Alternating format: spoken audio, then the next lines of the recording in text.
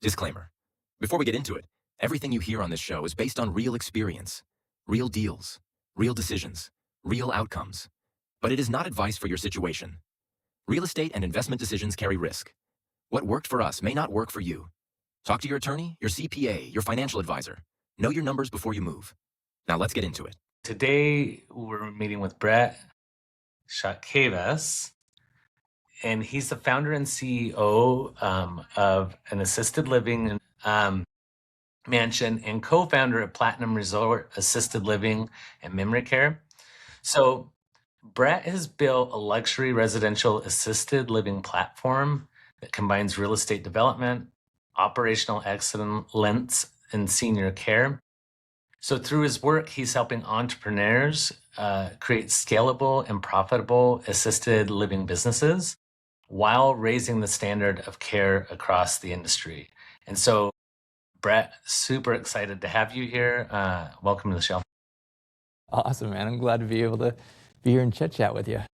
Yeah, so Brett and I have known each other for a little while now, and I've actually been able to see some videos of his different properties where he's walking through and showing me like what it is that he's created. And in real estate investment, I've seen a lot of product out there and different investment opportunities. And when you speak to operational excellence, like what I saw in your facility definitely speaks to that. And so like I major kudos to you for your vision and what you've created. And like I could not be more impressed with your vision for the experience that you want to. Yeah, thanks, brother. It really started with, my own grandma, right? What do I want for her? And so you build from that perspective, right? And, what do you want for your own family? And it's the best of the best. 100%. And so now, so that's kind of speaking to the problem that you're addressing and you're solving for that market. And so, but tell us a bit about you and like what. So I gave a little intro on what you do, but if you can be a little bit more specific towards that, and then also what made you start investing. Yeah. So what we do is we build and we operate, I call them assisted living mansions. And think of a very big, gorgeous house. They're the ones we build are 10,000 square feet. They're 16 private rooms, each have their own ensuite bath. And the play is that we compete with the big smelly facilities and beat them at their own game. So what that means to me is we offer all the private rooms. We have a private chef per building. We have a salon. We have a library. So we can have everything that you'd want from the physical building product, but more intimate and also more luxurious. The other side to that is not only the physical product, but it's the service. We specialize in memory care, end of life. We have, home health and hospice that come in. We actually have, 10 different types of medical people that come into our buildings. And, again, at the end of life, you don't go out to the doctors anymore. They all come into you. And so we specialize in really that last 2 to 3 years of life. This is their last stop with us. And it's very high end and it's very high touch. And it's, the second best thing you could have as opposed to living in your own home through end of life. Now, I'm going to take a couple notes so that I make sure to ask you the questions that pop up for me as you're speaking. But you said something that like absolutely resonates with me. I remember as a child visiting my grandma in a facility, and like what you don't forget is the smell. Like, Yeah. so you said the smelly facilities. Yeah, 100%. And so it seems like with what you do, like the thought process of care and dignity and just honor, like, is really what I'm taking from what you're saying, that in these last few years, like, that these people can be treated very well. um and the other thing that I was like taking from that as well is the thought process of bringing in all of those pieces that people need, and them not having to go out. Like, I think that is concerned specifically towards what you were saying in relation to the memory care, right? Mhm. Like, I have had clients and seen people that have dealt with that, and where it's like, it's so nerve wracking to even take, and stressful to take those elderly parents out of wherever they are when memory is an issue. Like, that is, and so, and from what I've seen in the industry, and I'm by no means any expert on your industry, but in general, what I've seen is that memory care is very hard to find. Is that correct? Good ones are hard to find, that's for sure. There is, the wave of baby boomers that are coming, and so we need more and more beds. But what we are finding in our markets that we're in around the country is that, man, the demand for memory care is also drastically increasing. Again, consider it from this perspective: is either service, assisted living or memory care, is very expensive. And so if you are taking care of mom, you're going to have her stay in her own house as long as possible, then in independent living as long as possible, and you'll bring in, 8 hours at a time, some type of caregiver when you need that. You're not trying to move into the end of life stuff if you can't, because it's expensive and no one wants to be there. So I think a lot of times people are skipping over the beginning stage of assisted living. They'll stay in independent or their own home. But our niche is, we are solving a problem that the family cannot any longer. It is now too much for them. And regardless of the high price of these services, because our model is private pay, it's like, well, I just can't take care of mom anymore. It's been 2 years and it's just overwhelming and it's now too much. Yeah, no, I have seen that with a couple friends where they dealt with memory issues with their parents and had them living at their house, and a couple nightmare stories of their parents getting out, Yeah. and not being able to find them for half a day. Like, Sad. yeah, it's horrible. And so, no, that's so important. Um, and so, shifting gears towards the investment part of this, like, what made Mhm. you start investing?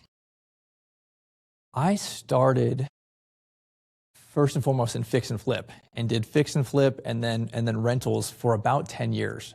Flipped a lot of houses and loved real estate, still do, right? I dabbled in room and board many years ago and converted some rentals I had into, kind of a room and board sober living house for all guys, and I had a live-in manager. And so that was kind of a baby step, right? I'm like, hey, do I want to scale this? It didn't work out. The guys were on drugs and lit the house on fire. So we stopped that. We sold that. And it's like, okay, well, I love helping people and I love real estate, right? And then it was like, well, my grandma's, at this time, she was like mid 90s or something like that. I'm like, all right, what about assisted living? And so I looked into, the residential assisted living model. It's very common, and you buy a house and you convert it and it's 6 or 8 beds. And I couldn't get the math to pencil there. And then I looked at the big corporate facilities that are, 60 beds and stuff like that. There's plenty of them you can buy and renovate. I'm like, that's going obsolete, right? And like, how do I find something in the middle? And that's ultimately what we do, is we go and we build. And I mentioned our building, our mansion's 10,000 square feet, but we don't just build one. We actually find and develop larger parcels of land and build out what I call neighborhoods of these. And so, for example, we might look for 5 to 10 acres, and we'll build out 1 or 2 buildings, and then we'll refinance a few years later, roll the equity that we have and build 1 or 2 more, and maybe develop a whole neighborhood of 4 16 beds, so a total of 64, focusing on memory care and end of life, and run those. And then again, it's a big long-term, 8 to 10 year exit play to, a hedge fund or a REIT or something like that, where you're talking kind of big exit plays on the exit, because you have the real estate and then you also have the value of the business. And so that's what we do. I run some of them here in Central Texas, and then we have a model where we co-invest with people around the country. And I believe we are in about 28 states, building these and again, partnering with people around the US. And so, like, you talked about your journey from a more traditional investment style in real estate, like the fix and flips and the buy and hold kind of thought process, into this model. And so, like, if you, and you talked a little bit about it, but if you take us back to like that moment where you decided, like, hey, this is the thing that I'm going to do, and like what shifted for you? I think it was opportunity, right? Like in fix and flip, I'm there, we're doing very well. I see a lot of people that are peers of mine that are moving into multifamily. And, I'm just like, I'm just gonna be another person moving into multifamily. What is unique? What is a big problem to solve? And I think that's what it was. It was like, there's this monster problem of assisted living, they suck. Like the operations side of these, anywhere in the country, it is so hard to find a quality service. And so I'm like, okay, well, I don't know anything about this, but I knew that it was a big problem to solve, and I knew the reward would be disproportionate to, me being another real estate investor trying to get into multifamily, and just, it's a red ocean. To me, like, literally, that just gave me chills, because like that resonates with me deeply. That is very, very similar to a lot of my journey. Um, and it's that shift of like, first of all, coming from flipping, which is also my background, but then looking at what is different, what problem am I solving that's not being solved, that's blue ocean instead of red ocean, like massive. And the thought that, like, yeah, I don't know how to do this yet, but I know that there will be disproportionate returns if I'm solving something that other people are not highly focused on. One thing that I want to push back into that you said about your business model that I think is really interesting is that you're not looking to build one 10,000 square foot unit. When we look at things, we're always looking at them through scalability, right? And people that become high earners, that's a thing that you can do by solving the same problem as everybody else, right? But true, like from an entrepreneurial standpoint, in my perspective, what I see is people that create true generational wealth are ones that leverage solving a massive problem, and that becomes the focus and the passion. And it's not specifically about what am I earning today, even though that needs to be there. The thought process is like, how can I solve a problem that's big and that I can continue solving for a long time? And those are the Elon Musk of the world, right? Like they tackle big problems and move into those things that are not following the herd, right? And so I love that. With the multi-units, like the first thing that you said when you're like, well, we'll do two, we'll refinance, and we'll go back and do different phases and, end up at 64 doors or beds. Well, obviously, towards the beginning, when you're talking about these big 60 bed smelly facilities, the beauty of that is you're achieving that same model, like, or the same size, but in a much more scalable, safe, and profitable model. And so, like, I think that that's very interesting. Yeah. Yeah. The other aspect to this that I want to kind of tack on, right, is, yes, there's a scale on the finance side and the profit side and the exit side, but it actually becomes easier to operate and more hands-off as an owner the bigger you get, right? You don't want to be that small business. You don't have enough staff, you don't have enough layers. If you can be the medium-sized business, then you're actually working less. So I love this model because I can go and I can build one or two. I can come back a few years later, refinance, build three and four, and we may have, say 50 caregivers, 5 chefs, 8 managers, one or two regional managers, and I have all of these people that are there because people are people, right? They're going to call in sick, they're going to no call, no show, all of these things. When you're just running one, especially if you run like the other model of a residential care home, man, you are a slave to your business. You're working Christmas, you're working nights, all those kind of things. If you can grow bigger, then ultimately you get to a place where you're just working on the business. And I probably work 2 to 4 hours a week on this business. And same with my wife, right? And it's like we have a team that runs it. And so it makes that so much better. There's, I think, 2 sides to this. One, you have economy of scale, so you can share resources and therefore you could make more profit because you're sharing resources.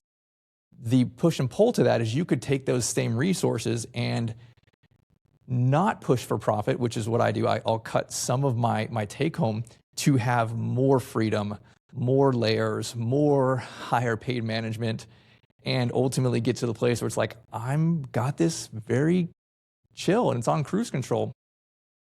And to kind of put that in perspective, a lot of people, a lot of moving parts. I put in more energy on the 8 rental properties that I have with a property manager, more trouble there than on this active business with 65 or something employees. No, it's wild.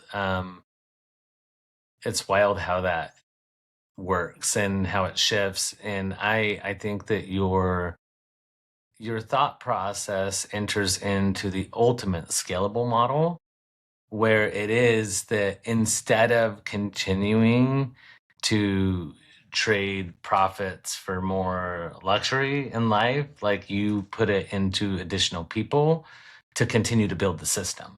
Because ultimately that scalable system is what transitions people into that generational wealth. And so I think that's really interesting. And for my friends that have built these kinds of businesses, a very consistent pattern. Like it's not a coincidence, right? And so one of the things that I wanted to ask though is like, as you're starting out this business, like most people hit some sort of a wall, like in the first little bit of their business as they're starting to scale up. And can you tell me about an experience that you remember where you hit something that felt like you couldn't move past or that was very difficult to get through for you early on in this? Yeah, it's still going on now, so I can speak to that for sure. This industry, people, I think, have a misconception of it on the operations side. They think, oh, how do I fill all these beds? How do I make all these sales? All that kind of stuff. I think that is like our easiest part. And is partly because 1, we have the most beautiful looking building in our area. And 2, we have the best service, which leads to our best reputation. It's super easy to fill these beds. The difficult part is consistent staffing. How do I, Yeah. and this is my forever challenge until robots take over, is how do I get, my caregivers to show up every single day? It's a 24/7 business. Yeah. It never closes. It's nights, it's weekends, it's Christmas. A lot of them are young moms. They have babies. The babies get sick. All these different things, right? And so that is something that my wife leads the culture and the staffing, all that kind of stuff, is the biggest challenge in probably most businesses, right? Whether you're doing fast food or not, caregivers on a national average are like 3 to 6 months, and then they turn over, right? So We have probably 2/3 of our staff with us between 1 and 3 years, but we always have a consistent 1/3 that are in and out within 90 to 120 days. And so how do we create a system to onboard and have that scalability to be able to kind of cover your bases? Because you have to have people there 24/7. Yeah, no, for sure. And specifically towards the concept that you are doing this in so many different states too. It's not like you're scaling everything in one location. It's like, well, I'm going to pull Joe from Orange County and send him out to Riverside. Like, no, like we're now talking about different states you can't cover with resources, from different areas. And so challenge. And so, yeah. And, to your robot comment, I mean, maybe our generation's going to be comfortable with robots taking care of them. I don't think that the boomers are on board for that so much. No, probably not. I mean, it's very intimate. You're wiping rear ends and doing all the things. Yeah, yeah, and that does, and I understand the burnout of the employees too on that kind of stuff. And also, it does cause me curiosity surrounding like I'm always like, man, there's got to be somebody that solved that turnover issue. Who is it, and what did they do? Mr. Beast says something that I love. I say this all the time, but consultancy is a cheat code. And I'm like, so in my business, that's what I'm always looking for. I'm like, who knows how to do this that does it that I don't know yet? And I don't know the answer to that. And it probably is robots that know the answer to that. But that's an interesting thing because that turnover, that's got to be, like a painful, unexpected piece of this. And towards unexpected challenges, like when you were deciding to move forward and do this, like what were the biggest fears or challenges or even wrong assumptions that you had to push through as you were getting into this? Before we were operating, it was construction, it was raising money, it was licensing, and so many uncertainties. There is a massive list of things that can go wrong when you're doing those kind of things. And so I think one of the first lessons that I teach people now that I wish I would have known is relating to financing. We use SBA 99% of the time. So a lot of times it's this SBA 7A, sometimes we'll do a 504.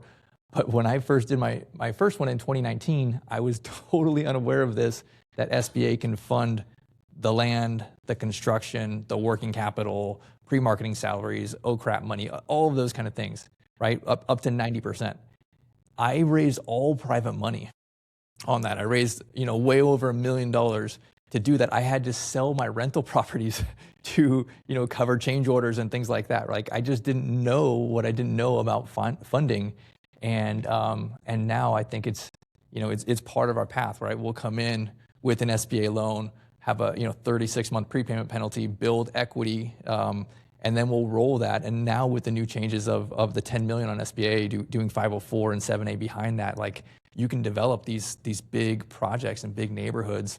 And it's a lot of times it's not rich people doing this. It's very much the middle class people, right? It's teachers, it's nurses, it's business people that can do this now. Yeah, no, and I think that that's one of the exciting parts about what you do is that there is access point for people at this, even though a 10,000 square foot build is massive and starting this thing is a big deal. There is this accessibility that it becomes possible versus like a lot of the other options in the market are impossible for people to get into.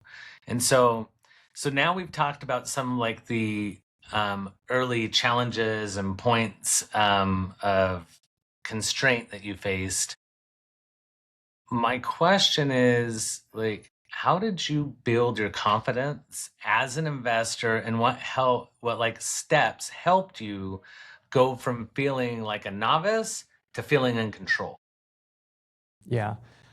Um, Man, when I say we, my wife and I, we jumped all in. We were living in Orange County, California, moved to the Austin, Texas area. And so burned the boats, right? Moved kids away from grandparents and knew no one.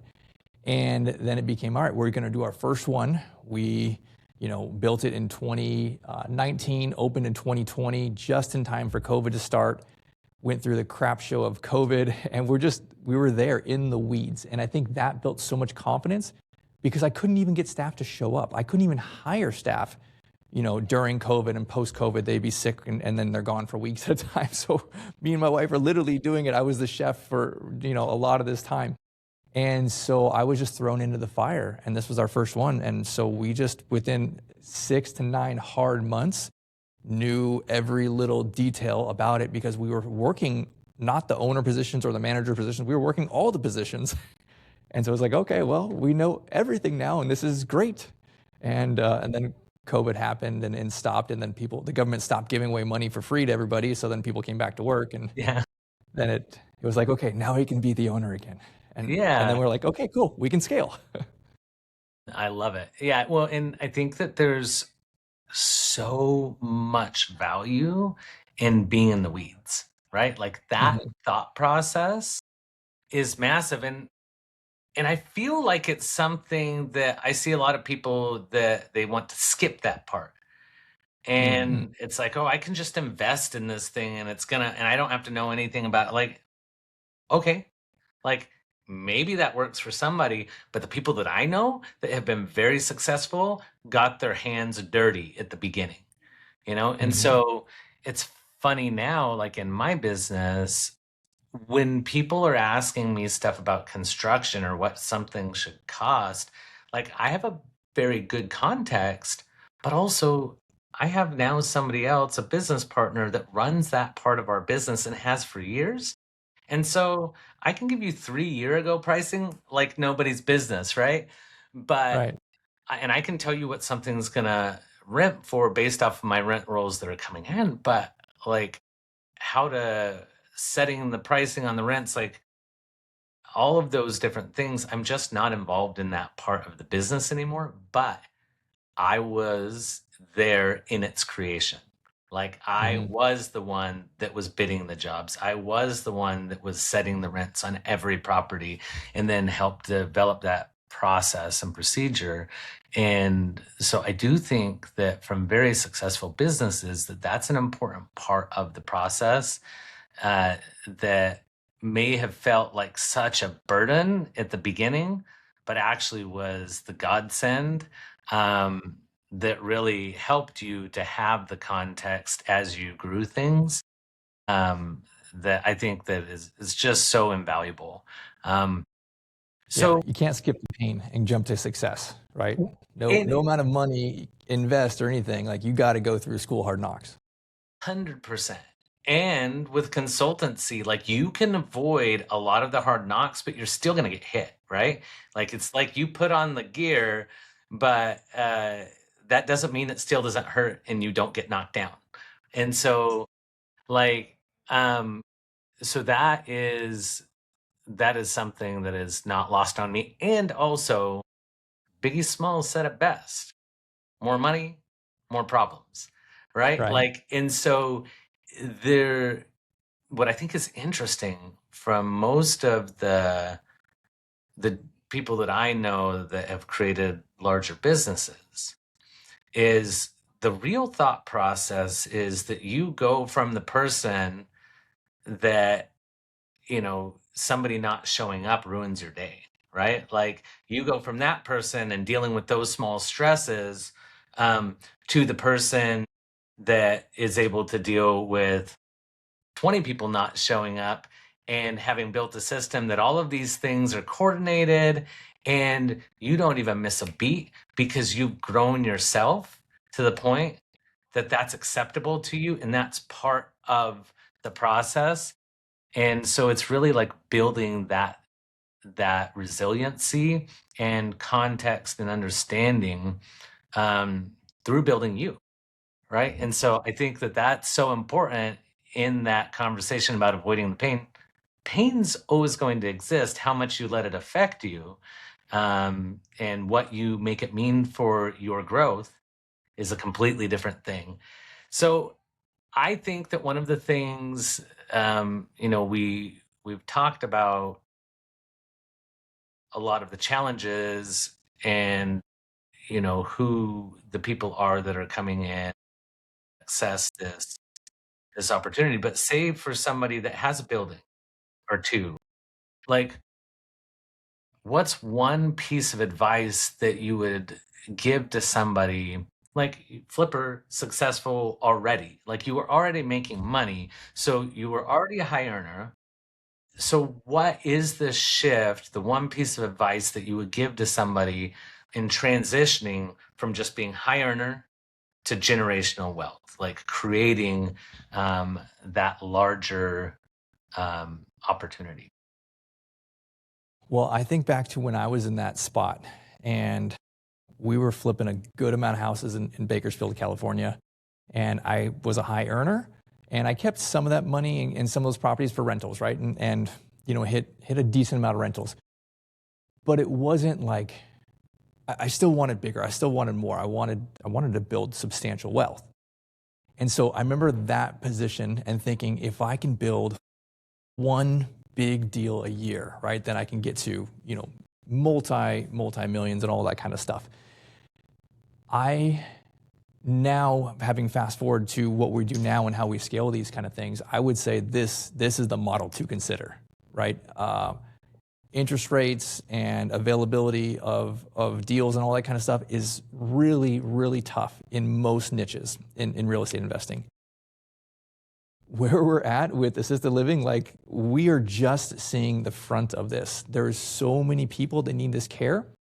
And then, so the opportunity is massive because, one, we continue to see more and more people age and need this care. Two, because there's a huge shortage nationwide. We are somewhere around 500,000 beds short of the current demand now, not even with the wave that's coming. And then of the current supply of assisted livings, more than half of them are built before the year 2000. So they're old and outdated, right? Like, if you can build something new, if you can either hire somebody with great experience, a heart, to run your operations company, then you have the best physical product, you have the best care, and then you can scale that. And this is the path to, what we do is it's exiting with 8 figures. Yeah. In probably 10 years.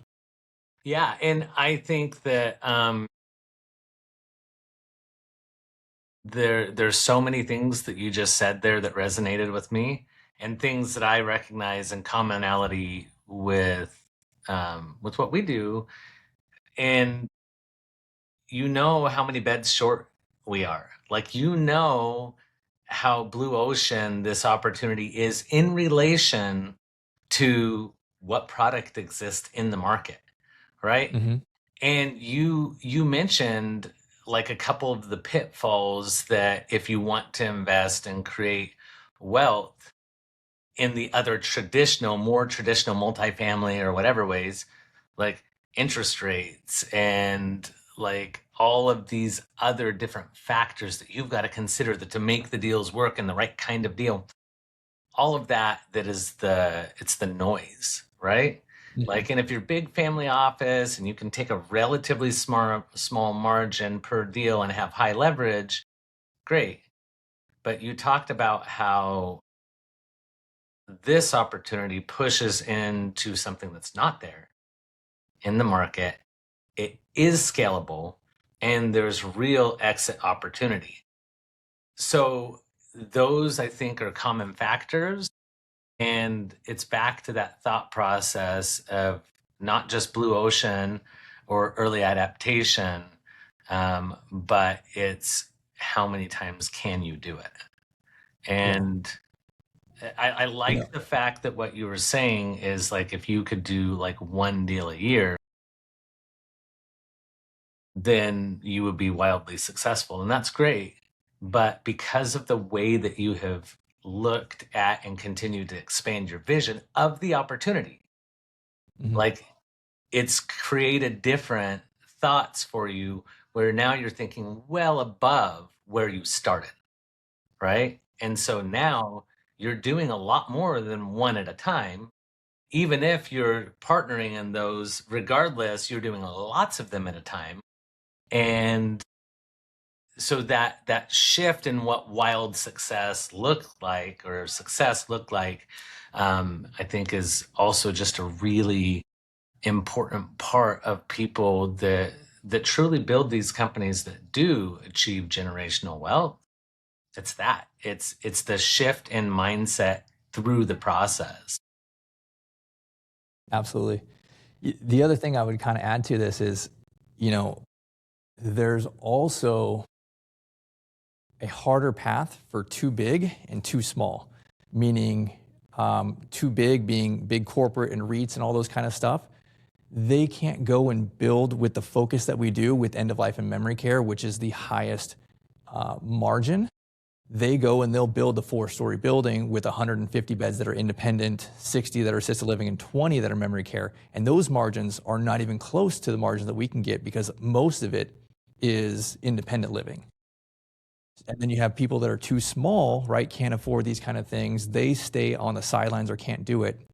I think this is the secret sauce for a lot of the upper middle class people with, you know, investing in real estate experience. People that are small, you know, business people can come in with the right loan program and build 1 or 2 and then roll that equity and then you know, continue to build out a whole neighborhood. Where I think the other layer to this is it's so operationally driven, right? It's not just a real estate deal. We don't go build them and rent them. Those don't really cash flow. The cash flow is on the operations. So why can't just big corporate with infinite money go and scale these, right? Because they can't run the operations. They take terrible care of people.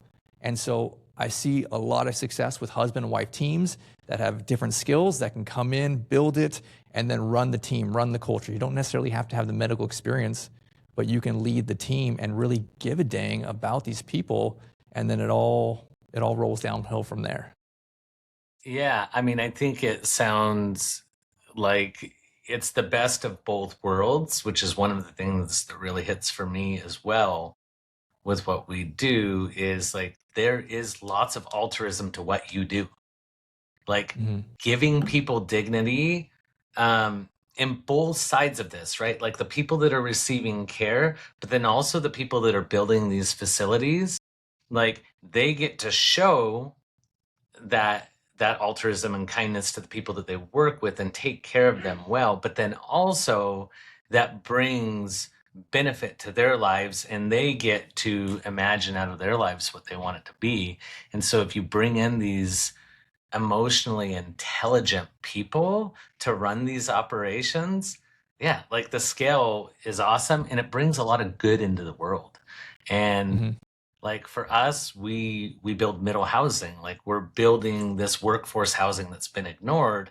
And a commonality that we have here is what we do. If we're doing 10 units at a time, Lennar's not going to do that, right? Like private equity firms aren't even going to come in and do that individually. They'll give you money, but like they're not going to come in and build this stuff. It's too small.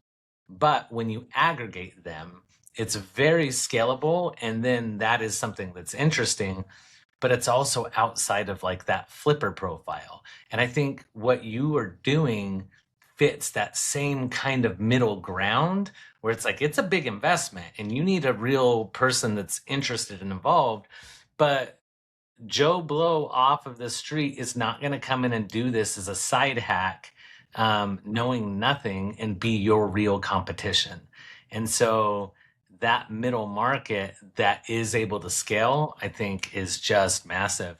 I I talk to people very, very frequently about their business models and what they do. And it is very rare that I have conversations with people where I'm like, wow, okay, like this is an interesting piece that I actually think has the same kind of legs as focusing on the middle housing that we focus on. Because usually they're telling me about their apartment complex flip niche or their, and I'm like, that's cool, but also 1 billion other people do that. and what makes you special. And I take nothing away from the hard work and the ingenuity that goes into all of these businesses. But this is something that is very interesting, and I love talking to people that see the world in the way that you do. Um, and it's very inspiring to me. And so the last thing that I wanted to like zoom out and wrap up Mhm. with is there's obviously been a lot of change and shifting for you over the last 6 or 7 years. And so today, what does generational wealth mean to you compared to when you first started? And like, how has this journey changed your perspective? Hmm. I think a lot bigger now. There's a lot more zeros when I make goals and these kind of things, especially as you're looking at these things. I think I love this analogy, and I used to think differently when I was in flipping. Right, everything was one deal at a time. It's a 6-month runway, those kind of things. Now I think about what we do on a 30-year scale, on a 50-year scale. I ask myself, will my daughters take up my business and lead this kind of thing, right? The generational wealth is already created. It's a whole nother question of like, do I leave these for my girls or do I make them fend for themselves the way I did, right? Like, but are they going to take up this legacy? Because we're at the very, very beginning of solving this problem, and we have a very specific, unique niche to be able to do this, and we have a huge head start on everyone else. So, what does that look like? Can we get to thousands of these by the time my daughter takes over, or both of them, or who knows? That's kind of what I'm thinking. Something that I would love to comment on or push into just a little bit here is when you're talking about like whether your daughters take over or not. One of the things that I know about you is in building your empire, the other thing that you've been doing is building replacements for yourself, even if that's not the specific intent. I know that your daughters are both entrepreneurial. They And are, right? I think that when I look at my own legacy and the things that I want to create in my life, what I want to do, you touched on the problem being so big, we're at the beginning and it needs to be solved. Mm-hmm. When we raise entrepreneurs, we raise problem solvers, right? And so, but when I look at my legacy, the whole thought process is who am I building? Like, yes, I am building me. I have to build me. That's the only way I can continue to grow. Because even the Brett that's at this model, like mode, right? And model that you're in right now is not the guy that has 1,000 of these, right? Mm-hmm. Like Right. that Brett will have grown a ton, but the generational wealth, like you said, it's already created, it's already there. So then the question becomes like, how do you plan for the future, and how do you continue to work on you, and how do you find the right fit for the person, whether it's your kids or somebody else that shares in your vision and wants Mm-hmm. to continue to solve this problem. And I think that that is a massive thing that probably, I know it brings me immense satisfaction to be in that position where I am getting to worry about things in 5 years, in 10 years, in 20-year increments, where I'm looking like, how am I making plans and decisions today that will be beneficial to what I'm doing at that time frame? Because it is a thought of solving the problem. It's not how many zeros do you have. And yes, we set goals, right? But it's really how much of the problem can Brett solve? And Mm-hmm. I love it. And so that framing is I just think so magical towards how do you generate this situation where you've created generational wealth. And that's the pattern that I'm seeing. I'm seeing it's people that have problems that they want to solve that go past them. And Yeah. so I love it. Absolutely. I mean, time will tell, right? Whether or not my my kids will take up the reins or not. Or, I mean, again, same as your kids, right? Like we've taught them to be self-sufficient, to be problem solvers. And they may just say, you know what, dad's business is cool, but I want to blaze my own trail and 100%. solve something new and find my own blue ocean. So we'll see. Yeah. And they may not even be entrepreneurs. They may choose that their thing is to solve something in community service, in education, whatever the thing is. Like, the best thing that we can create in the world is the inspiration for people around us to do the thing that brings more good to the world, right? Like, it's like we support you in doing the thing that brings other people happiness and brings you happiness in turn. And I think that that's the best part of life. That's the best thing that we can do. And generational wealth, I think, gives an interesting platform for us to be able to do that. Because one of the things that has shifted for me, and I have a mixed relationship with this, is the thought process that when I talk to people now from what their perspective of where I am, and I'm positive with the perspective of people that are talking to you where you're at, is they listen more. Like, you, even if you're giving them nothing dollar wise, right? Yeah. Like, they're listening more to what you have to say because they respect where you're at. Now, I am a different person than I was 5 years ago, but many of the things that I believed then are the same things that I believe today. And now they just have more credibility because they're more tested. So that is something that I have a weird relationship with and I have to get over. But from a perspective of being able to serve other people, like, it is interesting to be able to use that platform for that purpose.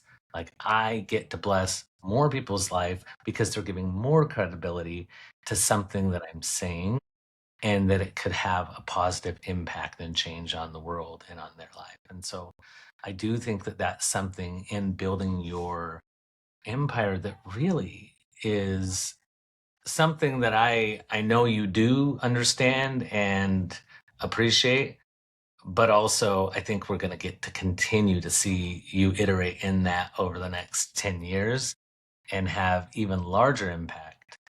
And what I'm excited about for you specifically is, I think when you're speaking towards why it's too big of a problem to have companies, or let me rephrase that, it's too small for the big companies to come in and solve it this way. What I'm excited for is, I think that there's this opportunity for you and your movement to reshape the way that we look at care for memory care and for these more difficult problems, that is less institutionalized, but maybe gets the tailwinds of institutional capital, because it is a better path.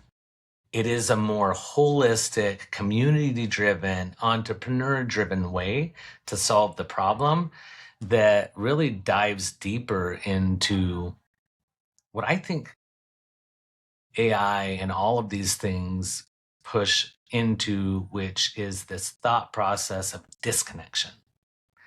And this creates more connection. So this creates more local decisions, more local love, like more community-driven focus and solution. And so that's where I see this coming at a very interesting timing and inflection point. And I think that you may be changing more than you think you are. And you may already see it that way, but I'm looking I at really hope so. Yeah. The templates here, the models here for us to change a lot of business people's lives, but to change a lot of seniors' lives and hire a lot of people. And there's just not a lot of great options out there. I appreciate so much you taking your time with me.